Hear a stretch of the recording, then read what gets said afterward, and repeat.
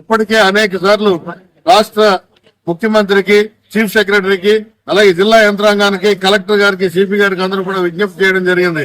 అత్యంత ప్రమాదకరమైన స్థితిలో విశాఖపట్నం స్టీల్ ప్లాంట్ ఉంది. ప్రతి రోజు కూడా డిటోరేట్ అయిపోతుంది. 1180 రోజులుగా అలుపెరుగని పోరాటం చేస్తూ ఉక్కు కార్మికులు గాని, ప్రాంత ప్రజానికం గాని, రాష్ట్ర ప్రజానికం గాని విశాఖ ఉక్కును ప్రభుత్వ రంగంలో కొనసాగించండి, ఈ పరిశ్రమను కాపాడండి అని చెప్పి మేము కోరుతుంటే రోజు రోజుకు కావాలని చెప్పి దీన్ని డిటోరేట్ చేస్తూ నేచురల్ డెత్ దిశగా దీన్ని తీసుకెళ్లి మన వేళ్లతో మన కళ్ళు పొరిచే కార్యక్రమాన్ని ఆదానితో కలిసి కుట్ర పన్ని ఈ కార్యక్రమాన్ని తీసుకోవడం జరిగింది. వచ్చే 2 రోజుల్లో ఈ సమస్యకు పరిష్కారం కాకపోతే విశాఖ ప్రజల ప్రాణాలకే ప్రమాదం వాటిల్లుతుంది. కాబట్టి రాష్ట్ర గౌరవ ముఖ్యమంత్రి గాని, ఇక్కడ ఉన్నటువంటి ప్రతిపక్ష నాయకులు గాని, మిగిలిన రాజకీయ పార్టీ ఈ ఆదాని పోర్టు యాజమాన్యంపై ఒత్తిడి తీసుకొచ్చి కార్మికులకు రావాల్సినటువంటి న్యాయబద్ధంగా రావాల్సినటువంటి అంశాలని వారికి ఇవ్వాల్సిందిగా కోరుతున్నాం.